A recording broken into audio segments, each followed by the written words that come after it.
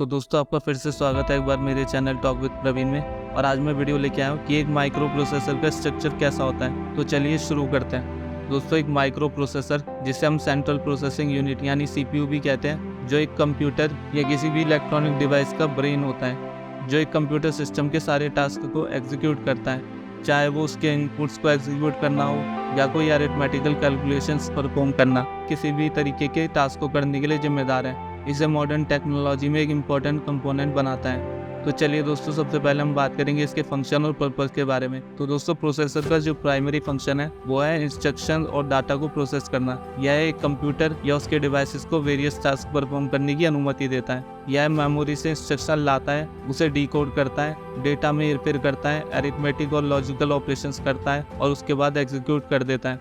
तो अब बात करते हैं दोस्तों इसके कंपोनेंट की। दोस्तों एक प्रोसेसर में कई तरह के की कंपोनेंट होते हैं, जैसे ALU arithmetic logic unit, CPU control unit, registers और कैश।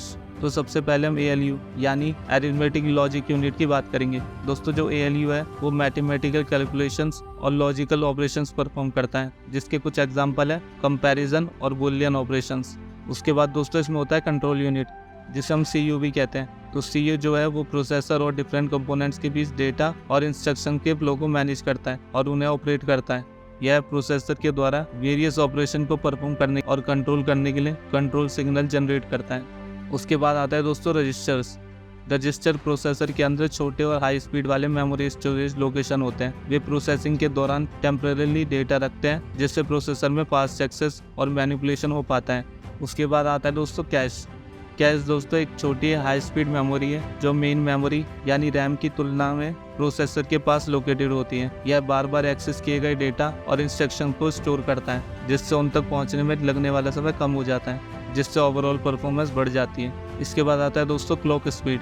प्रोसेसर की जो क्लॉक स्पीड होती है वो पर सेकंड एग्जीक्यूट किए जा सकने वाले नंबर्स ऑफ साइकिल्स को दर्शाती है, जिसे गीगाहर्ट्ज में मापा जाता है। हाई क्लॉक स्पीड का मतलब आमतौर पर तेज प्रोसेसिंग होता है। अब दोस्तों इसी में एक मेन टॉपिक है कोर। प्रोसेसर में कई कोर हो सकते हैं, जिससे वे एक साथ मल्टीपल टास्क एग्जीक्यूट कर सकते हैं, जैसे डुअल कोर, क्वाड कोर और यहाँ तक कि ऑक्टा कोर प्रोसेसर आम है। कोर या CPU कोर CPU का मस्तिष्क यानी ब्रेन होता है। यह इंस्ट्रक्शन लेता है और उन इंस्ट्रक्शन को सेटिस्फाई करने के लिए कैलकुलेशन या ऑपरेशन परफॉर्म करता है। दोस्तों एक CPU में एक या उससे अधिक कोर हो सकते हैं, पर दोस्तों क्या आपने कभी ये सोचा है हमेशा processor dual core, quad core, octa core ही क्यों होते हैं? ये हमेशा इवन नंबर में ही क्यों होते हैं? ये 3 कोर 5 कोर क्यों नहीं होते हैं? तो इसका भी जवाब मैं देता हूँ। एक्चुअली दोस्तों हमें नॉर्मली डुअल कोर और ऑक्टा कोर ही दिखाई देते हैं। वो इसलिए क्योंकि जो CPU का डाइस होता है वो आमतौर पर रेक्टेंगुलर होते हैं, इसलिए कोर में ऑड नंबर वाले CPU बनाने से डाई एरिया बर्बाद हो जाएगा, जिसे बनाना काफी महंगा पड़ता है। और ऐसा नहीं है पास में किसी ने 3 कोर वाले CPU नहीं बनाए, AMD ने 3 कोर वाले CPU बनाए भी और बेचे भी। अब दोस्तों हम नए दूसरे टॉपिक पे चलते हैं। अब है आर्किटेक्चर। जो प्रोसेसर होते हैं वो एक स्पेसिफिक आर्किटेक्चर का उपयोग करके डिज़ाइन किए जाते हैं, जैसे x86, x86-64, ARM और RISC reduce instruction set computing. Architecture processor के परफॉर्मेंस, पावर एफिशिएंसी और सॉफ्टवेयर के साथ कंपैटिबिलिटी को इन्फ्लुएंस करता है। तो दोस्तों बात कर लेते हैं इसके कुछ मैन्युफैक्चरर्स की।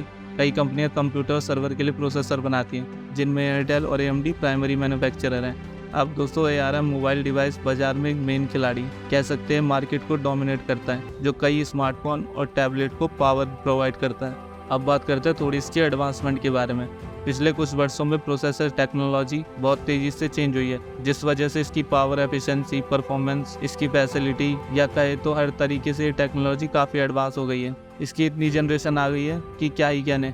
दोस्तों मैं बहुत जल्द माइक्रो प्रोसेसर की जनरेशन पर भी वीडियो बनाने वाला हूँ। एक्चुअली मैं उसको इसमें ऐड करने वाला था, पर वो टॉपिक लंबा है तो मैंने सोचा कि वो अलग से वीडियो बना लेता हूँ। तो यदि आपको उस वीडियो में भी इंटरेस्ट हो तो कमेंट में ज़रूर बताना, मैं कोशिश करूँगा वीडियो जल्द ही लाऊँ।